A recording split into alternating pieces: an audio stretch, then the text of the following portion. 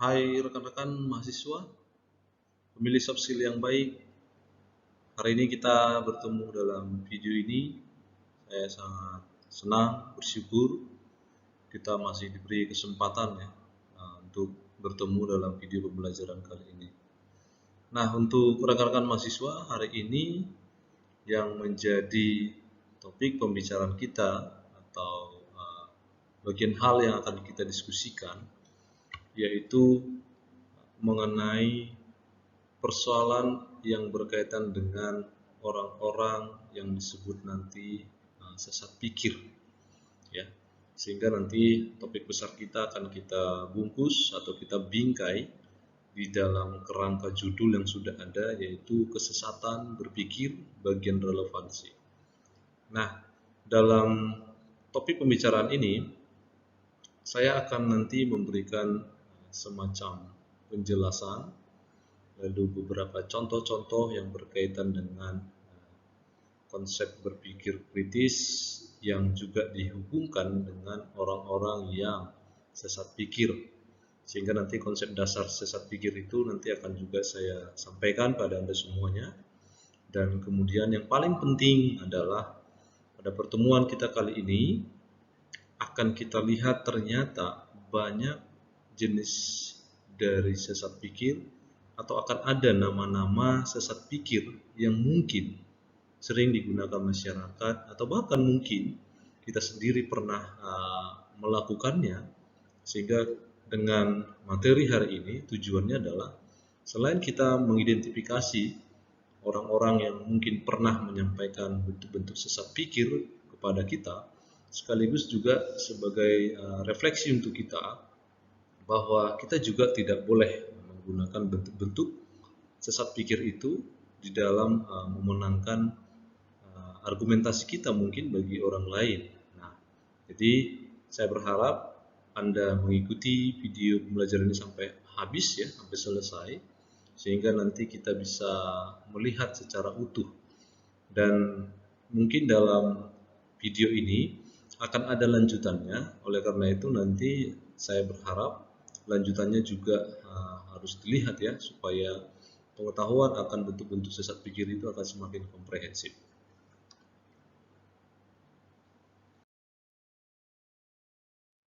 Oke, nah kita bicarakan dulu apa yang disebut dengan sesat pikir, atau juga di dalam konsep berpikir kritis sering juga disebut falasi, atau di dalam mungkin bahasa awam sering dikatakan keliru berpikir, atau mungkin bahasa lainnya bengkok berpikir. Nah, ini redaksi-redaksi yang muncul ya, redaksi kata yang cukup sering kita dengarkan, istilah-istilah yang berkaitan tentang sesat pikir itu sendiri. Nah, kalau kita mau bicarakan konsep dasarnya, mengapa disebut sesat pikir atau mengapa orang disebut bengkok berpikir atau falasi, nah sesungguhnya ini adalah berkaitan tentang proses atau cara berpikir manusia yang memang nanti tidak mengikuti kaidah-kaidah penalaran yang tepat. Nah, sehingga nanti di dalam kesesatan berpikir itu di sini akan terjadi semacam lompatan-lompatan berpikir yang memang lompatannya sangat jauh sehingga tidak terkoneksi dengan apa yang sebenarnya ingin disampaikan melalui argumen-argumennya.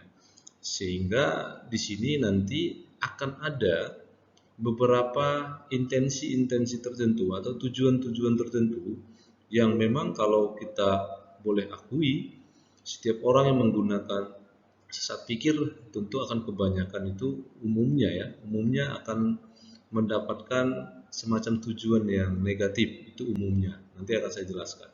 Nah, oleh karena itu dalam sesat pikir itu kalau mau kita lihat, jadi kerangka atau tata cara berpikirnya itu tidak mengikuti kaidah kaidah yang berkaitan dengan cara-cara pengambilan keputusan, pemberian contoh, dan cara-cara untuk memberikan analogi-analogi yang tepat, sehingga nanti kesimpulan-kesimpulan dihasilkan juga menjadi keliru.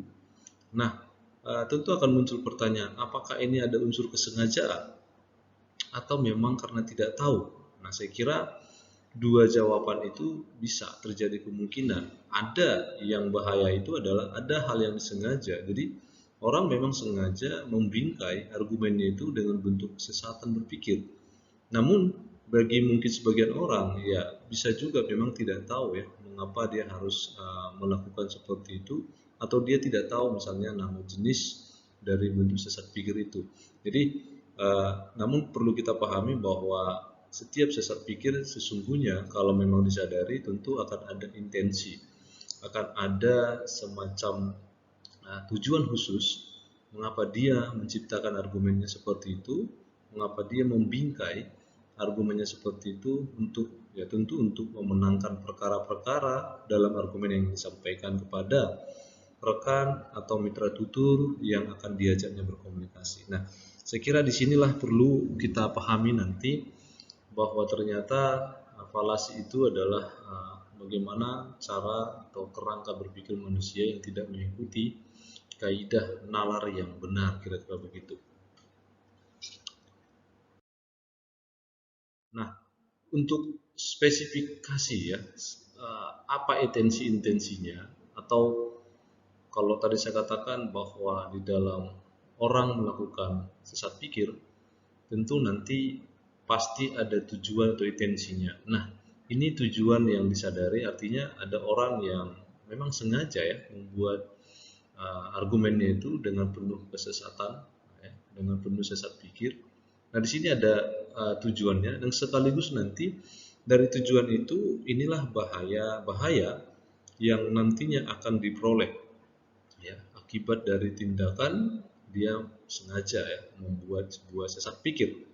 Nah, kalau ditanya bahayanya seperti apa? Bahayanya sebenarnya ini akan berujung pada tindakan-tindakan perbuatan amoral, atau boleh kita katakan bahwa memang pada akhirnya sesat pikir atau argumen yang dibangun dengan model sesat pikir maka sebenarnya akan menghasilkan perbuatan-perbuatan yang tidak terpuji, perbuatan-perbuatan yang memang melanggar aturan-aturan norma-norma yang seharusnya benar menjadi tidak benar.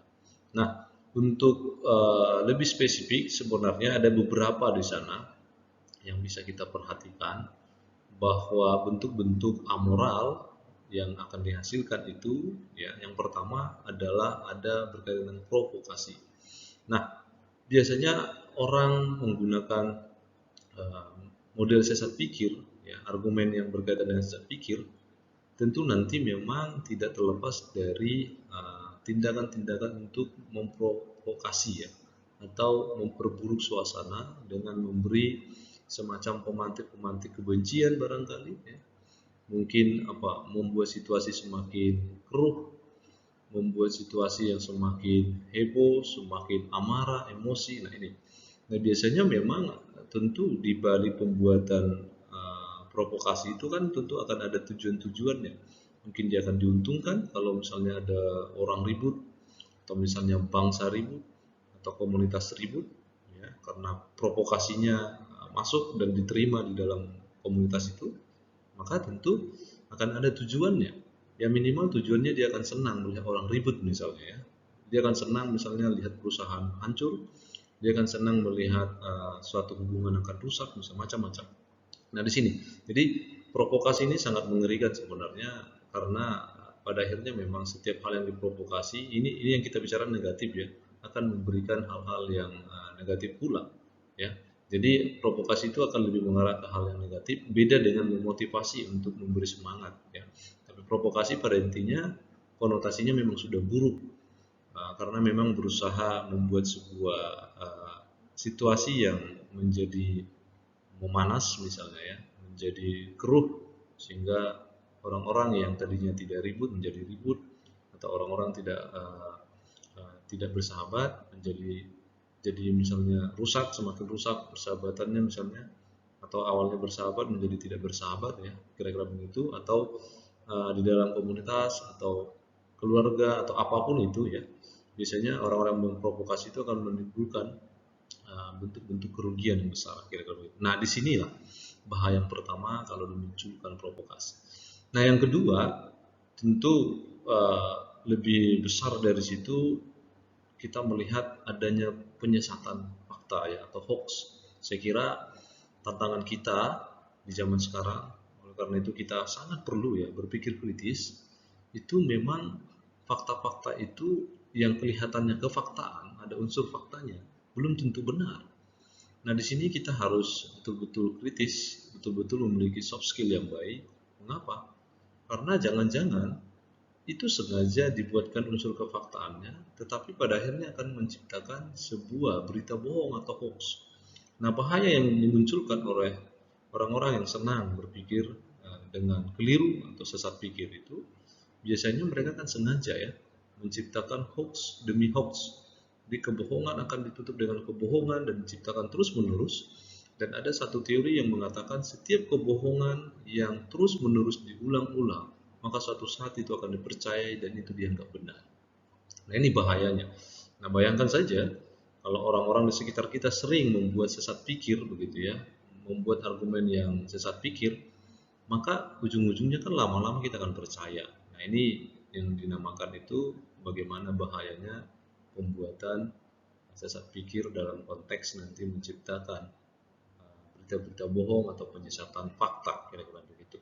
Nah, tentu yang ketiga adalah bahayanya yang seiring dengan itu, kalau orang sudah senang atau percaya dengan berita-berita bohong, maka sesat pikir itu juga nanti sekaligus sebenarnya menggiring opini masyarakat, menggiring opini kita secara pribadi, menggiring opini mungkin komunitas tertentu, sehingga dengan penggiringan opini itu pasti ya tujuan si pembuat sesat pikir atau argumen yang membuat sesat pikir akan mudah untuk diikuti oleh yang menerima sesat pikir itu, sehingga akan terjadi penggiringan opini.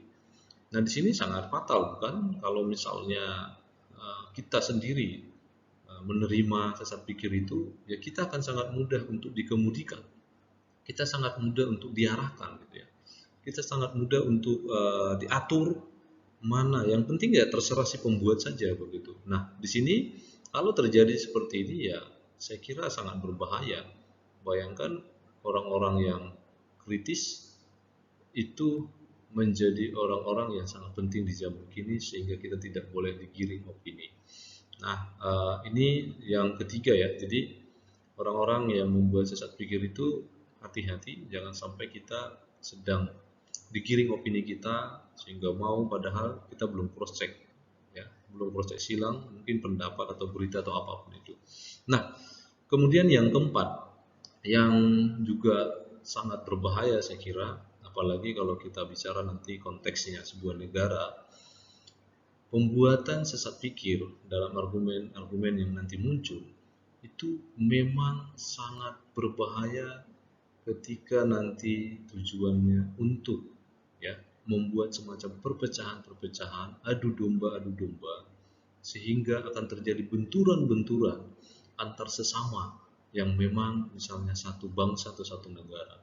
Saya kira beberapa kali bangsa kita diuji coba ya oleh orang-orang tertentu yang menciptakan argumen-argumen yang berkaitan tentang ini ya, entah itu argumen-argumen yang menyerang kepribadian, menyerang sebuah agama, entah itu nanti argumen-argumen yang menyerang misalnya sebuah ras, etnis. Nah, ini di sini akan muncul konflik-konflik kebangsaan, konflik-konflik etnis, ya, konflik-konflik yang muncul antara satu daerah dengan daerah yang lain. Ya, contoh sederhana kita perhatikan saja, misalnya ada etnis A, ya, tidak menerima etnis B, agama A tidak menerima agama B, gitu ya, atau merasa mungkin paling hebat. Ya. Nah, ini perlu nanti di cross check, ya, jangan sampai orang-orang yang melakukan ini justru sangat senang melihat ya sebuah negara akan runtuh atau sebuah bangsa akan saling ribut ya. Ya, kalau kita ingat dulu di zaman penjajah, saya kira ini dilakukan dengan politik adu domba ya, atau yang sering juga nanti digunakan pada kalangan-kalangan tertentu yang memang dengan adu domba lah berhasil diruntuhkan semangat kebersamaan atau semangat mungkin gotong royong atau semangat untuk bersatunya begitu. Nah, ini bahayanya. Jadi Kalau kelama-lamaan nanti orang menggunakan ini dan kita percaya, maka bahaya yang cukup besar dan perlu kita hindari ya. Jangan sampai terjadi perpecahan. Nah, ini bahaya yang keempat. Nah, yang kelima adalah eh, perbuatan dari orang melakukan apa yang kita sebut sesat pikir itu, perbuatan amoral yang kelima bisa mendiskreditkan seseorang begitu ya, atau di sini lebih mengarah pada akan menyerang personality seseorang ya. Nah, di sini jadi sesat pikir itu sangat-sangat membunuh karakter seseorang, mendiskreditkan seseorang, mencemarkan nama baik seseorang, atau jatuh-jatuhnya memfitnah seseorang padahal tidak dilakukan misalnya. Nah, di sini saya kira perlu sekali kita melihat ternyata begitu berbahayanya orang-orang melakukan sesat pikir. Nah, disinilah kita perlu mengenali sekaligus nanti mengidentifikasi dan mencegah perbuatan-perbuatan amoral yang berkaitan dengan sesat pikir itu sendiri.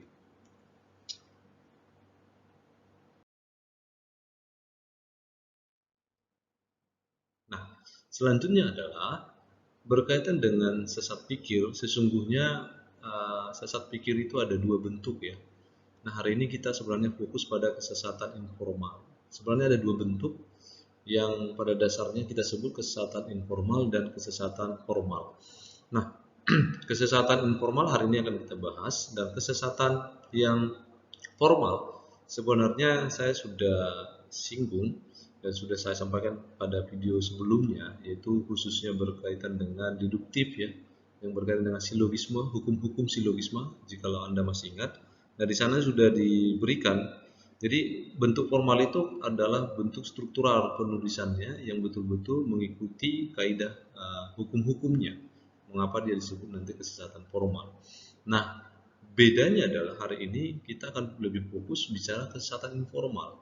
Nah, kesesatan informal itu akan lebih mengarah pada penggunaan bahasa, ya, percakapan-percakapan biasa yang kadang-kadang juga disebut kesesatan bahasa. Jadi, unsur yang terpenting di sini ya adalah persoalan kebahasaan. Bagaimana pilihan-pilihan kata atau diksinya atau teks-teks yang digunakan tentu akan menciptakan model-model dari kesesatan ini, sehingga disebut juga nanti ini kesesatan percakapan biasa atau kesesatan bahasa. Walaupun nanti ada satu model yang lebih spesifik lagi tentang kesesatan bahasa, yaitu persoalan kesesatan ambiguitas ya. Ambiguitas atau kesesatan yang dilihat dari unsur bahasa juga, tapi lebih mengarah pada makna-makna ganda, makna-makna ambigu yang muncul, kira-kira begitu. Nah, di sini kita akan melihat nanti ada kesesatan informal yang nanti kita juga bagi menjadi tiga klasifikasi. Kesesatan informal ada tiga bentuknya. Yang pertama adalah kesesatan relevansi, yang kedua adalah kesesatan ambiguitas yang saya katakan tadi, dan yang ketiga adalah kesesatan presumsi atau pengandaian. Nah, di dalam kesesatan relevansi, ya, fokus kita hari ini adalah kesesatan relevansi. Nanti bagian-bagian lain kita akan bicarakan pada sebelum-sebelumnya. Ya. Nah, di bagian relevansi sebenarnya mengapa dikatakan bentuk kesesatan informal relevansi? Karena memang apa yang disampaikan itu tidak relevan, menggunakan bahasa-bahasa atau percakapan-percakapan yang digunakan tidak relevan. Tidak ada hubungannya sama sekali dengan apa yang dibicarakan dengan pesan-pesan yang ingin disampaikan. Dan inilah mengapa hari ini kita fokus pada kesesatan informal bagian relevansi, sehingga kita bisa melihat ternyata ketika orang berkomunikasi, ketika orang menyampaikan argumentasinya kepada kita, belum tentu semua yang disampaikan itu relevan dengan penggunaan bahasa yang digunakannya atau yang dipilihnya, sehingga kita di sini perlu berhati-hati. Nah, berkaitan dengan kesesatan relevansi, sebenarnya di sini nanti akan banyak ya, akan banyak. Namun dalam pertemuan kita hari ini, saya akan mengajak Anda membicarakan 5 bagian terlebih dahulu, karena saya kira cukup banyak, jadi supaya bisa detail begitu ya. Maka nanti saya akan sampaikan 5 terlebih dahulu. Video sebelumnya nanti Anda ikuti akan berlanjut sampai bagian ke-10. Jadi kalau mau kita lihat sebenarnya ada 10 ya, 10 bentuk atau 10 jenis kesesatan relevansi ya. Bayangkan ini yang terdeteksi, mungkin saja ahli-ahli yang lain menemukan ternyata di luar dari sini masih ada bentuk-bentuk kesesatan. Nah, khususnya ya yang relevansi. Nah, inilah yang mau kita bicarakan dan saya akan mengajak Anda membicarakan satu persatu ya. Pertama nanti argumentum ad bahulum ya, misericordiam, populum, hominem, dan pericordiam. Nah, 5 jenis ini dulu kita bicarakan, sementara jenis-jenis yang lain seperti ignorantiam ya, helensi, bayangan, perhatian atau pengalihan perhatian, dan analogon nanti kita bicarakan pada video selanjutnya. Nah, dari bagian-bagian ini saya berharap Anda betul-betul bisa memahaminya dengan baik, dan tujuannya kita bisa mengidentifikasi mana yang salah, dan bukan justru ketika nanti diketahui ini justru digunakan begitu ya, supaya memenangkan argumentasi kita, itu keliru. Nah, satu persatu dari bagian nomor 1 sampai 5 akan saya sampaikan untuk Anda, sehingga kita bisa nanti melihat ternyata ya berbahaya sekali ya bentuk-bentuk seperti ini. Oke, nah yang pertama ada argumentum ad bahulum. Nah, mudahnya untuk mengingat ini adalah bentuk kesesatan yang memang pada dasarnya ini akan menekankan semacam power atau kekuatan dari orang yang mungkin dalam hal ini bisa saja yang umum yang terjadi adalah orang memiliki kedudukan, orang yang memiliki jabatan tinggi, lalu menggunakan powernya, gitu ya. Lalu akan melakukan argumentumnya seperti ini, jadi menyalahkan orang lain, akan mengancam orang lain, lalu akan membuat orang lain itu merasa tidak nyaman. Nah, ancaman itu sebenarnya bisa lewat ancaman fisik, bisa juga psikis. Jadi misalnya semacam teror ya, teror-teror yang disampaikan. Nah, ini sebenarnya sudah termasuk argumentum ad bahulum. Nah, tapi perlu diingat bahwa ancaman ini, bentuk ancaman itu kan tidak selamanya nanti dari orang memiliki jabatan tinggi pada bawahannya, tidak. Bisa saja bawahannya bisa memberikan ancaman ad bahulum pada yang tinggi. Mengapa? Mungkin dia memiliki sisi kelemahan, mungkin bosnya atau pemimpin perusahaannya, sehingga dia mengancam menggunakan ad bahulum. Jadi inti yang perlu kita perhatikan di dalam argumentum ad bahulum adalah menggunakan sesat pikir seperti ini dengan cara melihat sisi-sisi yang menjadi kelemahan seseorang lalu akan diancam, menutupi kelemahannya akan mengancam, baik secara psikis maupun nanti secara fisik begitu ya, secara langsung maupun tidak langsung, dalam arti kata membuat orang tidak nyaman, terganggu begitu. Nah, ancaman-ancaman seperti itu saya kira kalau kita bicara konteks Indonesia cukup banyak ya, banyak teror-teror yang terjadi, bahkan sampai-sampai juga kekerasan fisik yang dilakukan. Nah, itu sebenarnya sudah menganut konsep ini ya, konsep ad bahulum. Jadi mungkin ancaman itu karena memang ketakutan supaya perbuatan mungkin yang sudah dilakukannya salah, sehingga dia mengancam supaya tutup mulut misalnya, atau orang-orang tertentu akan mengancam supaya tidak terbongkar rahasia-rahasia jelek misalnya, rahasia-rahasia buruk yang pernah selama dilakukannya. Nah, ini yang perlu nanti kita lihat. Nah, tentu nanti ada kerugian yang akan dialami seorang jika ia tidak menyetujui kesimpulan. Jelas ya. Bayangkan kalau posisi kita diancam, tentu kan kalau kita misalnya melawan, biasanya ancaman-ancaman yang cukup serius itu akan bisa berujung pada penyiksaan atau berakhir pada misalnya pembunuhan atau macam-macam ya, karena banyak kasus juga yang berawal dari ancaman tapi tidak diindahkan begitu. Nah, namun di sini karena ancaman kita katakan itu bersifat verbal, bahasa, maka kita bisa mendeteksi ini orang sedang menggunakan sesat pikir begitu, sehingga kita nanti bisa mengantisipasi, entah kita nanti melakukan perlindungan atau meminta perlindungan atau melaporkannya pada pihak berwajib segera begitu ya, sehingga kalau memang ancamannya sudah pada tingkat persoalan misalnya membunuh. Nah ini saya kira sangat fatal. Tapi sekadar berbahasa dengan ancaman-ancaman sederhana ya bisa saja muncul, sehingga ini juga disebut nanti argumentum ad bahulum. Ya. Nah, ini beberapa contoh yang sebenarnya Anda bisa nanti mengembangkannya lebih dalam lagi dari contoh-contoh ini. Misalnya ada seorang anak ya, ada seorang anak misalnya karena mungkin eh, tidak percaya dengan Sinterklas gitu ya, maka dia mengatakan sebaiknya kamu percaya pada Sinterklas. Kalau tidak kamu tak akan mendapat hadiah dari dia di hari Natal mendatang. Nah logikanya kan kita berpikir apa hubungannya Sinterklas yang langsung bisa memberikan hadiah pada kita? Karena kita tahu jelas Sinterklas itu kan hanyalah semacam apa ya? Mungkin kita katakan dongeng yang datang tiba-tiba memberikan hadiah di hari Natal misalnya. Saya kira ini ancaman-ancaman saja begitu, sehingga orang tuanya udah percaya saja kamu.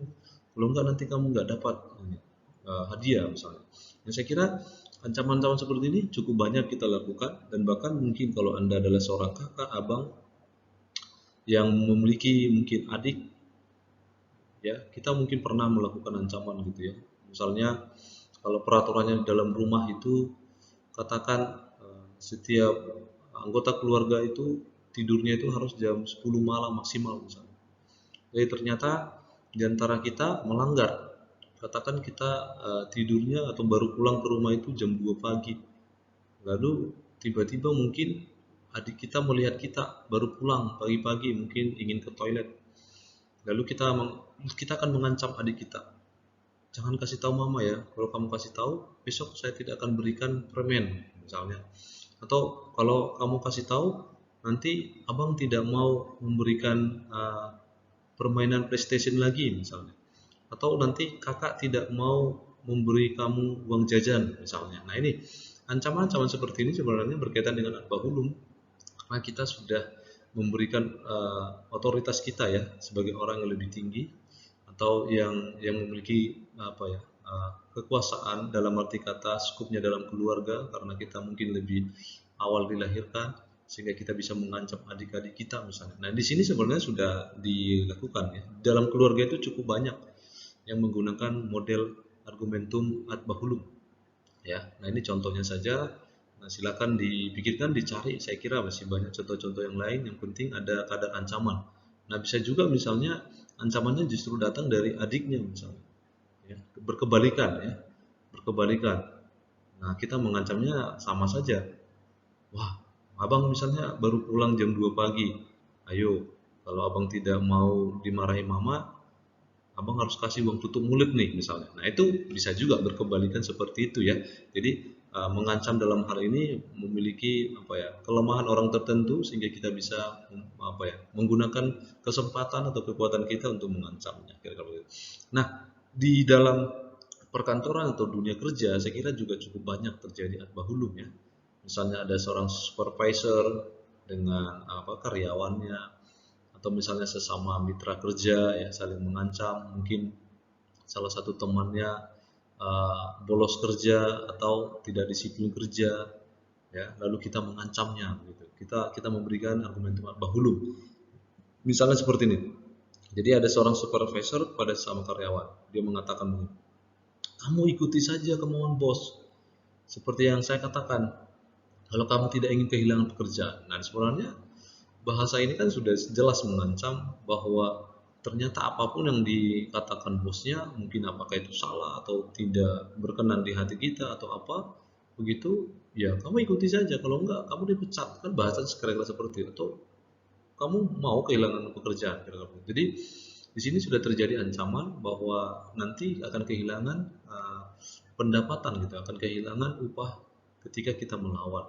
Namun kan sesungguhnya kalau mau kita menjadi orang-orang yang berpikir kritis, saya kira kita kalau memang melihat ada sesuatu yang salah kan perlu dikomunikasikan kira-kira begitu. Namun dalam konteks ad bahulum, nah di sini untuk menutupi kesalahan biasanya akan dilakukan ancaman. Entah itu dikaitkan dengan kehilangan pekerjaan, tidak dapat upah, tidak ada kenaikan gaji, yang penting kamu ikuti aja. Ya, seperti yang selama ini yang penting sama-sama tahu gitu ya, yang penting sama-sama enak, yang penting bos senang. Nah itu saya kira bagi orang yang tidak berpikir kritis ya mau-mau saja karena ada tujuan-tujuan tertentu. Tapi bagi orang yang memiliki idealisme yang tinggi, saya kira disinilah nanti akan muncul ancaman itu ya. Jadi orang itu harus betul-betul kuat untuk melihat ancaman-ancaman seperti itu. Kalau mengarah yang lebih buruk lagi ya silakan. Mungkin akan ada semacam perlindungan diri yang harus kita cari begitu ya. Nah ini ancaman-ancaman seperti ini bisa saja muncul dalam dunia pekerjaan. Nah sama seperti ini juga dalam dunia pekerjaan. Contoh yang ketiga di sini, sekretaris kepada bos, dia mengancam, saya pantas mendapat kenaikan gaji. Bapak tentu tahu betapa saya bersikap baik kepada istri Bapak. Dan saya yakin Bapak tidak ingin istri Bapak mengetahui apa yang terjadi antara Bapak dan klien Bapak yang seksi itu. Coba. Nah, tentu kan di sini ada semacam ancaman. Kalau kita pikir-pikir, apa hubungannya dia naik gaji dengan ancaman itu?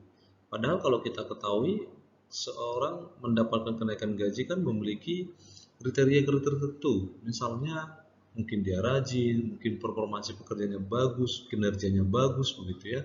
Namun justru dia mengambil kesempatan mengancam bahwa saya harus kenaikan gaji. Mengapa? Karena saya tahu keburukan Bapak misalnya. Saya tahu apa yang Bapak lakukan dengan klien Bapak yang seksi itu. Mungkin dia punya rahasianya kira-kira. Nah, dia mengancam ya. Nah, saya kira ini termasuk ad-bahulum ya. Jadi meskipun dia bukan orang yang jabatan lebih tinggi, justru di sini karyawan atau sekretarisnya misalnya, karena dia mengetahui catatan-catatan buruk dari bosnya, dia justru mengancam seperti itu. Nah ini bisa terjadi dan saya kira di lingkungan kita apapun yang bersifat mengancam, nah di sini sebenarnya sudah menggunakan konsep-konsep ad-bahulum itu sendiri. Nah, kita lanjut yang kedua ya, model atau bentuk atau jenis yang kedua disebut argumentum ad misericordiam ya, atau meminta belas kasihan. Kalau Anda masih mengingat materi yang disampaikan oleh Ibu Esther ya, Ibu Esther dalam psikologi, saya kira di sana ada semacam eh, bentuk-bentuk diri kita, psikologis kita untuk melihat seolah membenarkan secara apa namanya yang berkaitan dengan tentang intelektual kita, penalaran kita, ya, sehingga seolah-olah kita itu tidak salah sebenarnya. Kita mencoba membuat penalaran seperti itu ya, logika-logika seperti itu seolah-olah memang masuk akal padahal tidak. Itu hanyalah bentuk psikis kita untuk melihat sesuatu itu sehingga kita bisa memberi semacam penalaran-penalaran supaya berterima. Misalnya saya tidak perlu belajar hari ini karena mau ujian biar saya fokus, padahal sebenarnya memang sama sekali tidak belajar. Nah di dalam kesehatan berpikir itu kita namakan nanti untuk menutupi kesalahan, dia menggunakan rasa belas kasihan atau meminta rasa iba ya, rasa iba, sehingga nanti kesalahan-kesalahannya itu betul-betul ya diterima, sehingga dimaklumi, sehingga nanti dimaafkan. Nah di sini harus tegas ya, harus bisa kita lihat orang yang sepatutnya kita harus berikan rasa iba dengan orang yang sengaja meminta rasa iba untuk menutupi kesalahan. Itu berbeda menurut saya dan harus hati-hati ya, karena justru argumentum misericordiam ini cukup banyak digunakan menjadi senjata, semacam senjata begitu untuk menutupi kesalahannya.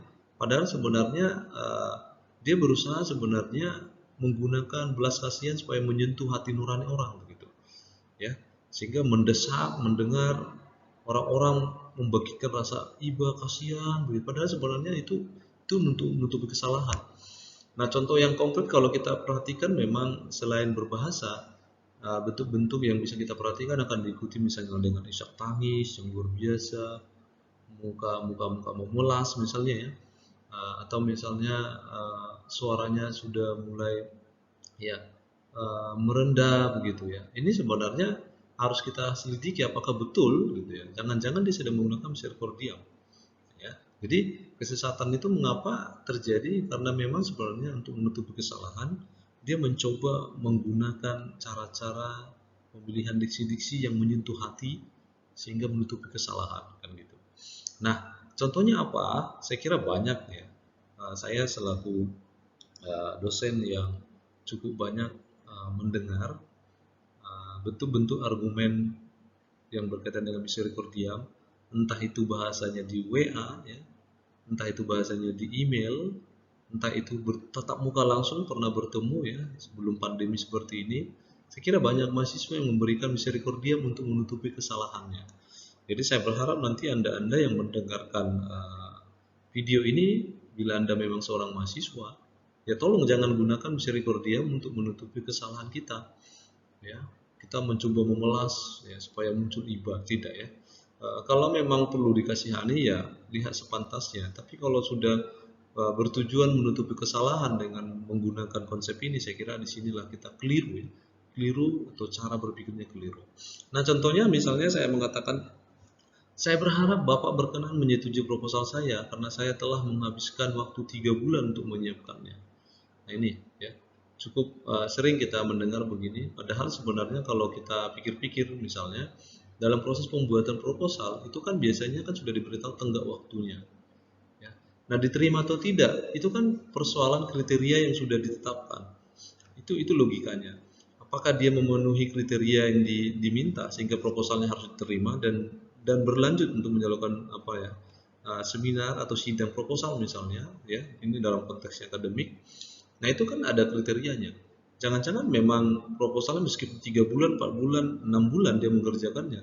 Tapi kalau tidak sesuai dengan kriteria yang diminta, ya tentu kan tidak bisa kita memelas demikian. Ya. Nah ini di sini mengapa dia dituduh maka sesat. Atau yang berikutnya, berhubung saya harus membayar uang pendaftaran sekolah untuk kedua anak saya, maka saya ingin minta keringanan supaya tidak usah membayar pajak penghasilan. Nah ini cukup banyak juga menggunakan rasa riba seperti ini. Nah kalau kita perhatikan itu kan aturan-aturan pembayar perpajakan juga akan ada begitu ya. Apakah memang di dalam aturan itu ada unsur seperti itu? Kalau ada berarti ini tidak sesat. Nah yang menjadi keliru kan persoalan pajak penghasilan itu kan tidak dilihat berapa orang anak yang sudah disekolahkan. Nah, justru yang kasihan nanti ada anak yang ada misalnya keluarga yang tidak memiliki anak. Lantas bagaimana? Apakah dia tidak membayar pajak penghasilan atau keringanan? Nah, ini kan jadinya keliru, ya. Sehingga uh, tidak boleh mencari rasa iba seperti itu karena kita mengatakan ada 2 anak yang sudah sekolah, kan ada 3 anak, ada 4 anak, ada 10 anak. Nah, tetapi kalau ujung-ujungnya nanti ada di undang-undangnya pembayaran pajak demikian, nah maka contoh ini tidak keliru. Tapi sejauh ini saya kira itu keliru karena memang tidak ada aturan semacam itu dan tidak berhubungan dan tidak relevan apa yang kita sampaikan.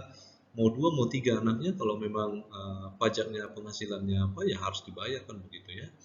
Nah, itu bisa. Atau misalnya contoh ini, mohon pengertian sedikit sebab kami telah mati-matian memperjuangkan kepentingan Bapak. Nah, ini juga bisa.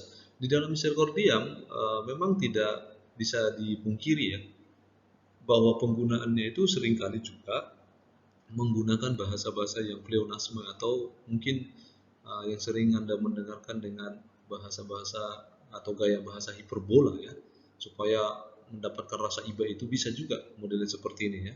Jadi mohon pengertian sedikit sebab kami telah mati-matian. Mati-matian ini kan kadar bahasanya kan cukup menyentuh hati ya. Mati-matian ya, memperjuangkan kepentingan Bapak. Padahal mungkin faktanya selama ini dia tidak pernah. Hanya memang dia pintar berbahasa, memilih kata seperti itu sehingga mencoba mendapatkan iba dari mungkin bosnya atau misalnya dari orang bersangkutan yang dimaksud. Nah, di sini perlu kita pahami ya. Atau misalnya bahasa seperti harap maklum Pak, saya selama ini sakit karena itu saya terlambat memasukkan paper. Nah ini juga ya sering terjadi. Ini juga sering saya alami mahasiswa-mahasiswa yang memang sudah kita berikan tugas dan tenggat waktunya sudah ada. Tiba-tiba alasannya akan ada alasan sakit. Padahal faktanya memang tidak sakit dan karena memang tidak mengerjakan. Nah kalau sakit ya memang ini tidak keliru. Yang menjadi permasalahan adalah justru mencari kesempatan supaya iba, Pak saya sakit, padahal memang dia tidak mengerjakan. Atau misalnya pun dia sakit, ya, tapi kan tugas yang diberikan itu mungkin sudah 3 bulan yang lalu, padahal dia sakitnya baru 2 hari ini. Nah itu kan menjadi keliru. Jadi jangan menggunakan alasan-alasan sakit dan rasa sakit ini juga cukup banyak menjadi senjata ya supaya membenarkan kesalahan begitu. Dan yang paling fatal yang ekstrem lagi, Pak orang tua saya meninggal, gitu ya. Itu kan mengerikan ya membawa-bawa keluarga, ya kalau benar memang meninggal ya tentu kan akan ada surat keterangan begitu ya membuktikan itu. Tetapi yang menjadi cukup menyesakkan untuk kita semuanya justru sengaja menggunakan rasa iba itu dengan mengatakan bahwa bagian keluarga meninggal sehingga saya sibuk ini itu, padahal sesungguhnya tugas itu sudah lama diberitahu dan tenggatnya sudah diberitahu kapan dikumpulkan. Nah, mungkin kebetulan ceritanya itu ada peristiwa seperti itu, nah itu justru digunakannya. Nah, di sini betul-betul kita harus apa ya? Bukan kita menghilangkan sisi kemanusiaan kita, kita tidak peduli dengan orang, tidak. Tetapi yang saya maksud akan lebih bijak kalau kita menggunakan alasan-alasan yang logis, masuk akal, dan lihat tenggak-tenggak tugas yang dikerjakan begitu, sehingga tidak menggunakan sesat pikir model misericordiam ya, argumentum model ini. Kalau nanti kita menggunakannya, ya termasuk kita adalah pada kategori ini. Atau misalnya ya mohon bantuan untuk Bapak gitu ya, melihat nilai saya karena nilai saya ini kurang bagus dan nilai yang lainnya sangat bagus. Ini beberapa kali terjadi ya, dan bahkan mahasiswa-mahasiswa yang pernah email saya secara pribadi, mungkin dia adalah anak beasiswa, dia langsung memelas-melas, Pak, mohon maaf Pak, nilai saya kurang sedikit, kalau bisa ditambahkan Pak supaya semuanya nilai A. Nah ini, saya kira di sini sudah terjadi kesesatan. Mengapa nilai Anda itu diberikan seperti itu kan memenuhi kriteria-kriteria penilaian. Makanya kita ada istilah penilaian CAT begitu ya, penilaian UTS, dan ada rubriknya. Nah, di sini saya kira yang perlu kita hati-hati ya. Jangan sampai nanti model-model kesesatan itu justru sering muncul ya. Justru kita gunakan misalnya, Pak, tolong Pak, tinggal hanya 0,5 supaya nanti nilai kelulusan saya bisa minimal 55. 0,5 lagi Pak, tolong tambahkan. Nah, kalau memang pemenuhan kriteria yang tidak terpenuhi, misalnya kualifikasi penilaiannya memang segitu begitu ya, berarti memang tidak bisa langsung ditambahkan. Karena apa? Kalau saya ditambahkan berarti yang lain harus ditambahkan dong. Mengapa harus Anda yang ditambahkan kira begitu? Nah, di sini model-model kesesatan argumentum seperti ini juga cukup sering saya jumpai dalam proses penilaian-penilaian yang memang penilaian itu sudah sesuai dengan kriteria. Namun kan ini menjadi tidak sesat kalau memang dosennya atau saya misalnya salah menilai yang harusnya memang 0,5 itu sudah terpenuhi, ternyata tidak. Nah, itu beda cerita ya. Tapi dalam konteks yang mengapa disebut sesat? Karena memang dia akan memelas supaya nilainya bagus semuanya, supaya nilainya ditambahkan, supaya nilainya seperti ini, macam-macam. Nah, di sini yang perlu nanti hati-hati mengapa disebut di argumentum misericordiam, karena memang sengaja menyentuh, memilih kata-kata supaya orang itu betul-betul mendapatkan rasa iba dan ya orang itu tidak dikatakan salah begitu. Padahal memang tindak tanduknya itu perbuatan selama ini salah, kira-kira begitu.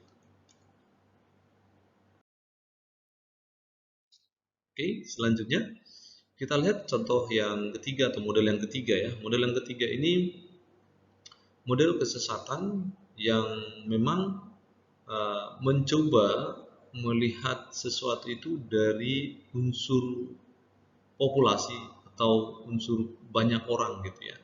Jadi argumentum ad populum, acuan kita atau rujukan kita ya.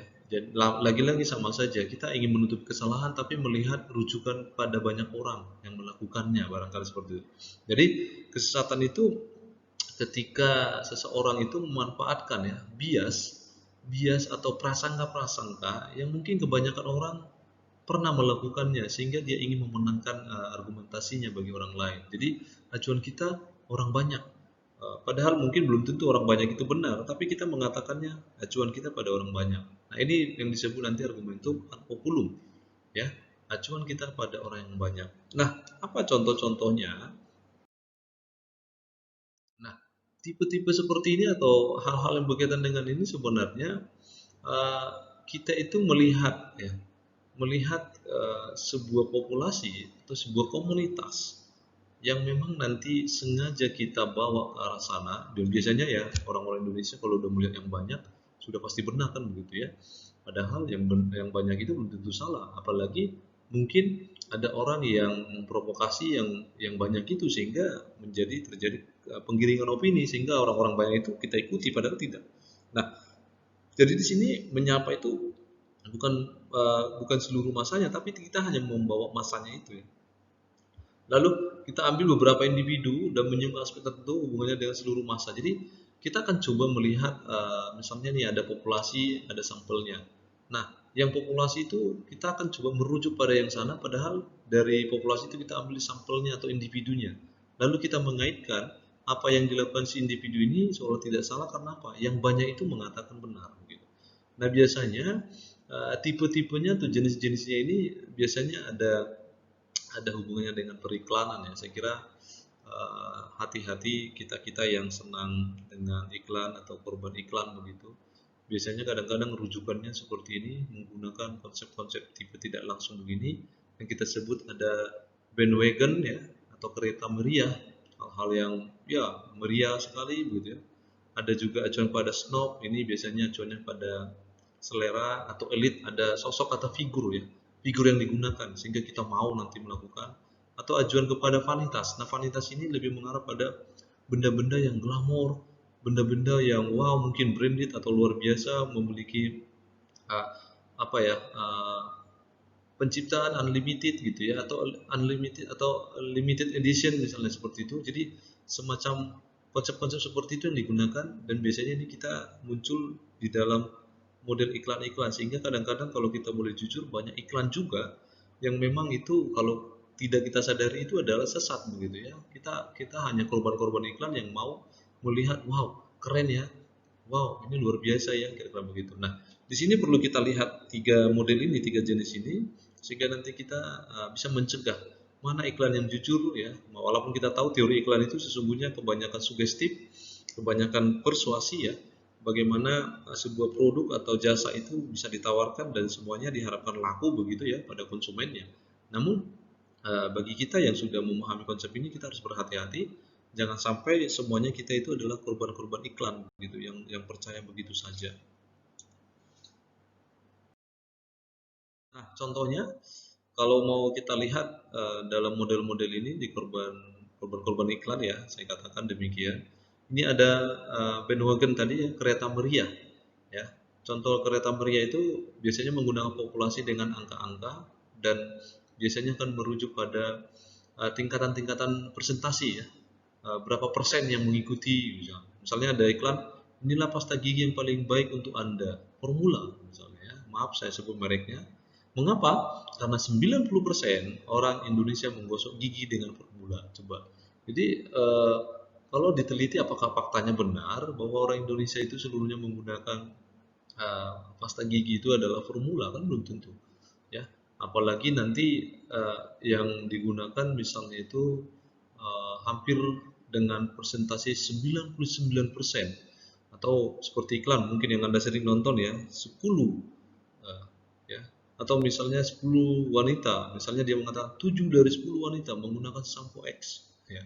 Saya kira korban-korban iklan ya, kita ini sering mendapati iklan-iklan yang menggunakan seperti itu dan seolah-olah wah iya ya, udah ada 10 dan 7 orang menggunakan. Tentu kan tingkat presentasinya sudah lebih tinggi dong gitu. Jadi kita semacam percaya ya. Nah, jadi disinilah perlu nanti kehati-hatian ya, apalagi menggunakan konsep-konsep angka ya. Biasanya kita itu sangat-sangat terkesan melihat ada angka 90%, atau kalau Anda senang melihat iklan-iklan atau misalnya Anda pergi berbelanja di mall akan ada Anda temukan nanti misalnya potongan-potongan harga atau diskon up to 90%, padahal sebenarnya itu hanyalah 50%, atau sebenarnya sebelum dipotong harganya sudah dinaikkan, jadi kita akan merasa senang. Nah, itu menggunakan model-model ini. Jadi kalau Anda menemukan seperti itu model bandwagon ya. Bandwagon itu artinya membuat meriah saja. Jadi mengapa disebut kereta meriah? Karena memang kalau diberikan angka-angka seperti itu kita merasa meriah, ceria, wah ayo kita buru begitu. Padahal sesungguhnya itu kan kalau kita pikir-pikir apa iya yakin 90% itu menggunakan ini kan gitu. Harusnya kita pikir-pikir lagi. Nah, di sini contoh yang pertama itu. Nah, contoh yang kedua ini persoalan menggunakan figur atau elit ya, atau orang-orang yang mungkin punya kelas-kelas sosial yang tinggi, punya selera yang tinggi, jadi sosok ya diambil figur. Misalnya di sini kalau ada seorang ibu pada anaknya mungkin ya sulit memberikan makan, lalu kita akan memberikan atau mencari sosok figur supaya anak ini mau makan. Padahal sesungguhnya kan tidak benar ya, akan seperti itu. Kamu mau menjadi jagoan seperti Ben 10 bukan? Ayo makan yang banyak. Nah kan logikanya, apakah kalau dia makan banyak akan seperti Ben 10? Kan belum tentu. Atau misalnya, ayo kalau nanti badanmu ingin besar, kamu harus rajin olahraga supaya nanti menjadi seperti Ade Rai misalnya. Ayo kalau kamu ingin ingin hadiah yang banyak, kamu harus kuat seperti Popeye ya, macam-macam ya. Saya kira di sini akan berusaha membuat semacam figur-figur tertentu, mengambil elit-elit tertentu ya, sehingga nanti seleranya itu akan muncul begitu ya, sehingga terjadilah seperti itu. Walaupun kita pikirkan mungkin bagian-bagian tertentu efeknya tidak salah, tapi ini kan satu usaha. Namun kalau logika berpikirnya kita lihat tidak ada relevansinya ya. Mau kita misalnya rajin atau belajar kuat, tidak mungkin kita bisa seperti Ben 10. Atau misalnya sekarang ada film-film yang berbau superhero, ini sering juga digunakan. Ayo kalau kamu mau menolong orang, kamu akan seperti Batman misalnya, itu macam-macam ya. Ada seperti Wonder Woman gitu, ada seperti Thor ya, macam-macam. Film-film itu kadang-kadang akan dijadikan figur ya, sosok-sosok untuk memengaruhi orang lain sehingga mau melakukan seperti apa yang diminta gitu ya. Itu yang disebut dengan snob. Nah yang ketiga model dari ad populum ini adalah berkaitan tentang vanitas. Vanitas itu lebih mengarah pada hal-hal yang bersifat glamor ya, hal-hal yang bersifat branded, hal-hal yang memang ya cukup melihat suatu benda itu yang betul-betul sulit diperoleh karena mungkin satu-satunya ya, macam-macam ya. Ada mungkin brand-brand tertentu yang memang diterbitkannya memang hanya berkisar 10 buah ya, hanya berkisar hanya beberapa begitu, sehingga limited edition ya, edisinya itu sangat-sangat sulit begitu, sehingga bersifat glamor ya, karena memang levelnya itu sudah lebih tinggi.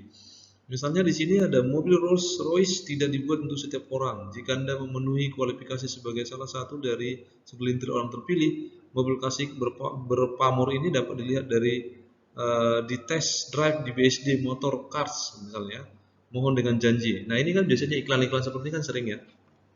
Nah biasanya bagi kita yang mungkin tidak memiliki uang banyak ya, seperti orang-orang berkelas tinggi yang betul-betul di sini kita katakan orang-orang kaya super begitu, maka saya kira ini kan perlu kita pikirkan ulang bagi kita yang tidak memilikinya. Bagi orang kaya silakan saja, saya kira tidak ada masalah.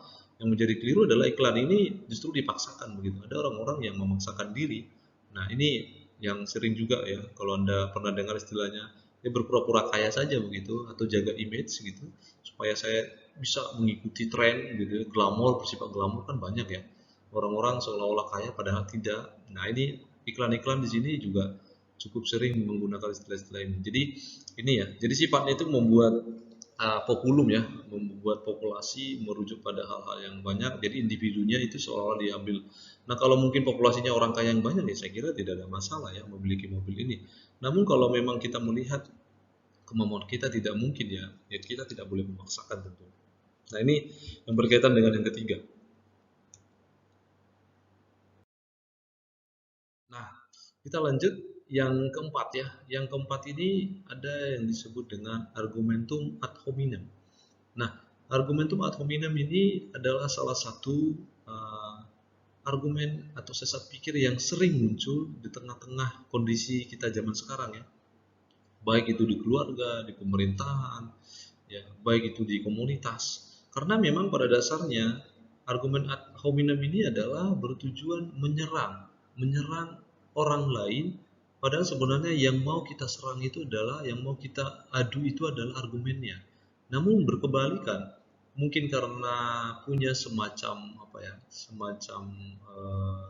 dendam tertentu mungkin ya, atau mungkin ketidaksenangan atau iri hati, sehingga nanti kita tidak mau mendengarkan argumennya, justru kita menyerang ya, menyerang kepribadiannya, menyerang orangnya, menyerang sistem sistem keyakinannya, menyerang sistem lingkungannya, menyerang ada istiadatnya, kepercayaannya, macam-macam ya. Jadi di sini padahal di dalam berpikir kritis itu kita itu boleh beradu argumen selama itu memang argumen kita itu betul-betul sesuai dengan apa yang disampaikan. Tapi bedanya adalah dalam argumen itu ad hominem. Anda di sini tidak menyerang argumennya, tapi yang diserang adalah orang menyampaikan argumennya. Nah, itu keliru, ya.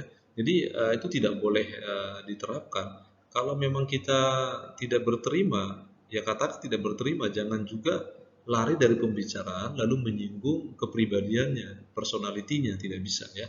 Jadi di sini perlu kita lihat apakah nanti itu melibatkan dua orang, misalnya saya dengan orang lain atau misalnya dalam komunitas, ya dalam masyarakat tertentu tidak boleh.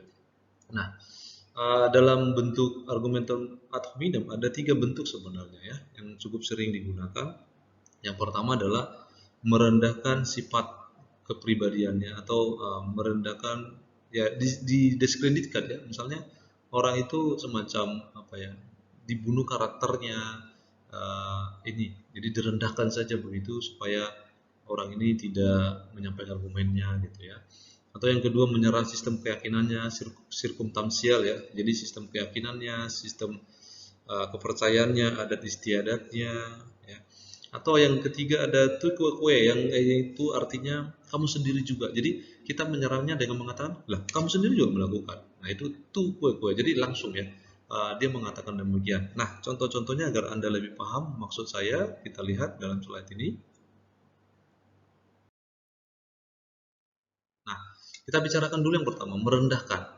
Ya di dalam konsep merendahkan biasanya itu yang ingin dimenangkan itu supaya dia menang dalam berargumen itu dia merendahkan orang itu sehingga orang itu nanti harapannya secara seiring waktu akan tidak mau melanjutkan argumennya gitu. Kita serang aja pribadinya. Mungkin semacam membuat pernyataan kita menyinggung apa ya? Menyinggung peristiwa-peristiwa yang pernah dia lakukan, mungkin keburukan-keburukan di masa lampau, mungkin dosa-dosa ya kalau mau kita pakai istilah itu dosa-dosa di masa lampau atau hal-hal yang pernah memang dia lakukan hal negatif tapi kita serang terus supaya nanti argumennya kalah begitu ya. Nah, misalnya begini, kamu boleh saja mengatakan bahwa Allah tidak ada tapi pikiran miring kok kamu pertahankan. Ini kan melecehkan sebenarnya ya. Pikiran miring kan sudah merujuk pada merendahkan berarti ini orang gila atau orang ini tidak punya otak, maaf ya, misalnya begitu, atau orang ini tidak punya pikiran. Nah, saya kira tidak boleh. Kalau misalnya dia tidak mempercayai argumen Anda, ya silakan buat argumen yang lain, tapi jangan serang orangnya. Terserah pilihan dia, kepercayaan apa misalnya tentang Allah. Ya sekarang itu kan banyak yang begitu ya, seolah-olah agamanya paling hebat, sukunya paling hebat, etnisnya paling hebat. Ya kalau memang beradu argumen itu biasa saja, tapi jangan kita serang itu, tidak boleh. Saya kira itu keliru ya. Kalau kita menyerang kepribadian seseorang, sifatnya, itu saya kira tidak baik. Nah, atau misalnya saya yakin bahwa kamu tidak mungkin bisa memberikan solusi, jadi apapun komentarmu saya abaikan. Nah, ini juga ya, cukup sering juga ini menyerang kepribadian, misalnya anggap remeh ya, melihat seseorang, mana mungkin nanti dia itu bisa ini, sedangkan dia aja miskin misalnya. Itu tuh saya kira kita sudah menyinggung atau menyerang kepribadiannya. Ya kita dengarkan dulu pendapatnya, kita dengarkan dulu argumennya, mau bilang apa. Lalu kita bisa melihat apakah betul seperti itu, kira-kira begitu ya. Atau misalnya seperti ini, sebelum meninggal penyair Allen Ginsberg mengajukan argumen menolak legalisasi pornografi. Tapi argumen tersebut sama sekali tidak perlu diperhatikan kan. Dia sendiri adalah seorang homoseks, pecandu marijuana dan pembela budaya narkoba. Nah ini, jadi kita serang. Justru yang kita serang itu masa lampaunya, masa-masa bahwa dia selama ini mungkin pernah melakukan kesalahan. Jadi padahal argumennya mungkin bagus begitu ya, tapi karena dia pernah melakukan perbuatan salah, nah itu kita lakukan seperti itu. Itu ya, merendahkan sifat kepribadian seseorang, mencoba mencari celah bahwa orang itu tidak perlu dengarkan argumennya karena memang punya keburukan-keburukan, lalu kita serang dan kita jadikan senjata gitu ya untuk memenangkan perkara-perkara atau argumentasi kita. Nah, berikutnya ada sirkumstansial. Nah, sirkumstansial ini lebih mengarah, tadi saya tekankan, pada persoalan keyakinan, sistem keyakinan dan lingkungan. Nah, sistem keyakinan itu misalnya kepercayaan agama gitu ya, kebudayaan-kebudayaan yang dianut, mungkin prinsip-prinsip hidup, ada istiadat. Nah ini sering ya.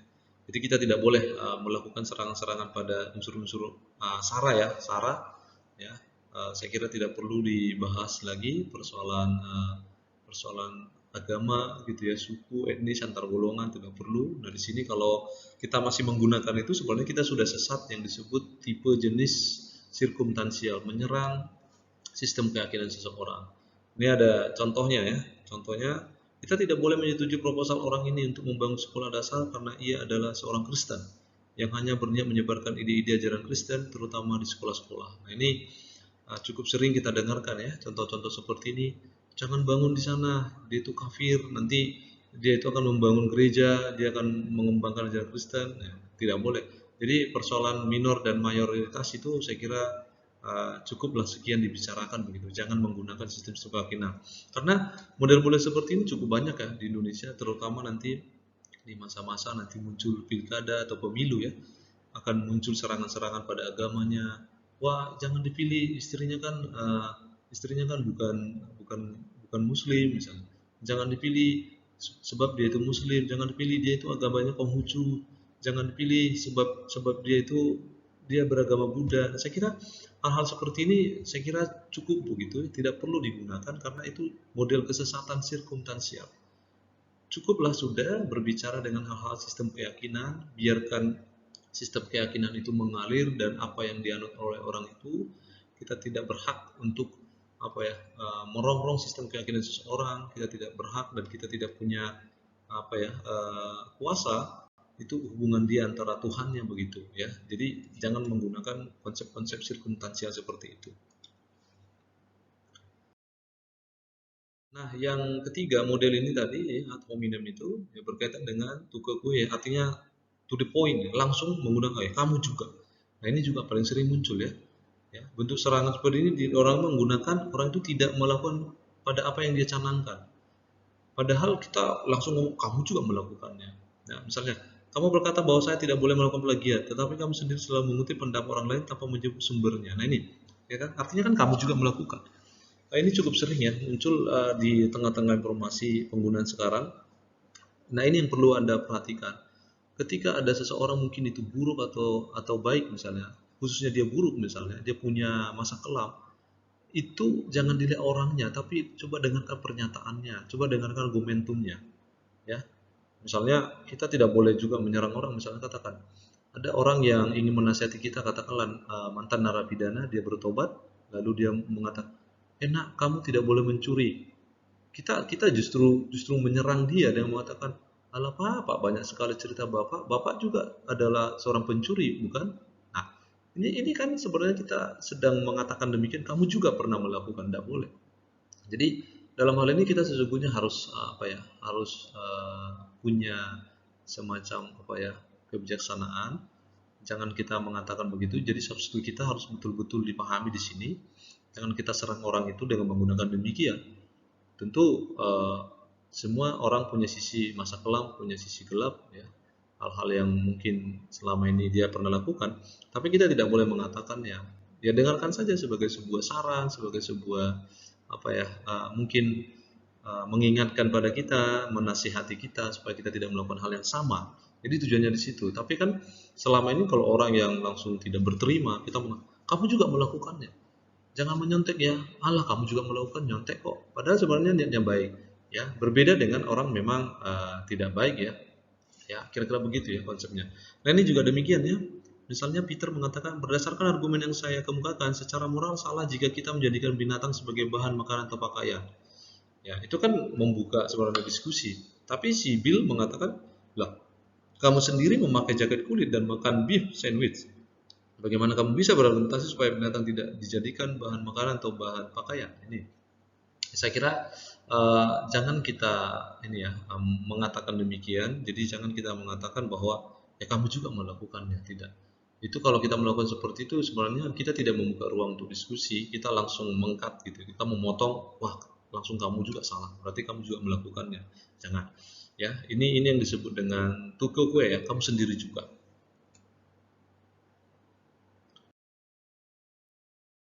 Nah, yang kelima adalah argumentum ad verecundiam. Ya.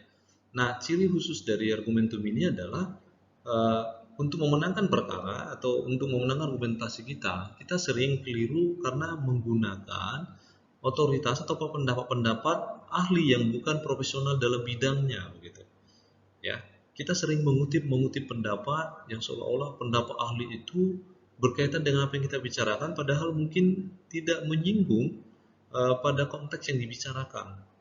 Ya, jadi otoritasnya tidak berkualifikasi atau misalnya tidak sesuai pada bidangnya, kira-kira begitu ya. Jadi waktu kita mengutip ya silakan saja ambil pendapat yang betul-betul pada bidangnya. Jangan ambil pendapat ahli meskipun dia terkenal, meskipun dia punya massa, meskipun dia public figure, tapi kan tidak mungkin juga dia memahami semua hal dengan segala hal gitu ya. Oleh karena itu nanti kesalahan itu terjadi karena mengutip suatu otoritas sebagai pendukung argumennya, tapi otoritasnya tidak tepat sebagai pendukung kesimpulan, jadi tidak nyambung orang menyampaikan itu. Sehingga nanti di sini keterangan-keterangan yang disampaikan dari ahli itu tidak pada bidangnya. Mungkin dia ahli pada bidang lain, tapi belum tentu ahli pada bidang yang lain juga gitu ya. Ada bidang-bidang tertentu yang dia tahu. Nah, otoritas tidak memiliki kepakaran. Jadi di kita dalam keilmuan itu kan ada istilah kepakaran ya. Pakar, apakah dia pakar kesehatan, pakar komunikasi, pakar bahasa, ya macam-macam ya. Tetapi akan menjadi bias karena kepakarannya dipertanyakan gitu ya, motif-motifnya berbohong, misinformasi ya.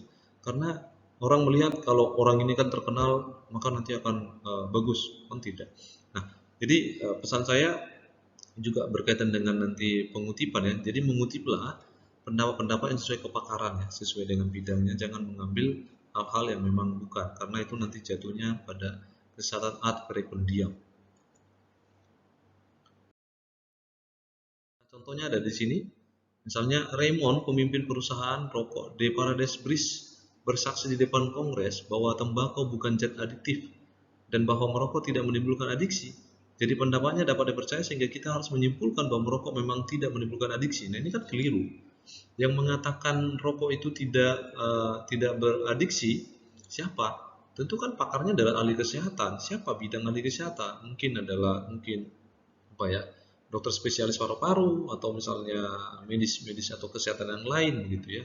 Kalau dia mah ya mungkin dia ada konflik kepentingan sehingga karena dia pemiliknya perusahaan itu maka dia mengatakan tidak ada zat adiktif.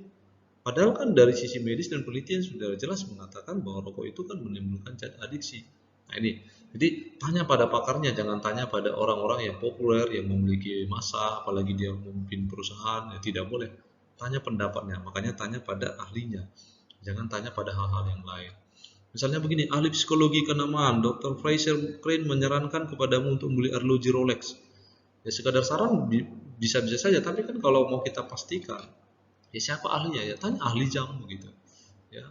Atau misalnya dokter Fred Sigmund Freud mengatakan bahwa baju yang paling bagus itu adalah cap atau merek Polo gitu ya, atau sepatu yang paling bagus itu adalah Adidas. Nah itu kan coba tanya yang tahu itu ahlinya sepatu siapa ya.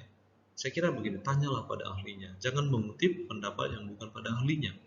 Atau menurut teman saya di televisi disiarkan bahwa larangan masuk ke jalur busway akan dihapuskan.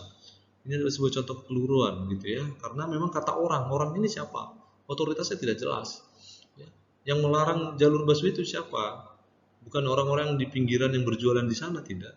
Tapi siapa? Ya, orang-orang berotoritas mengambil kebijakan. Dalam hal ini bisa gubernur ya, melalui peraturan-peraturan daerah.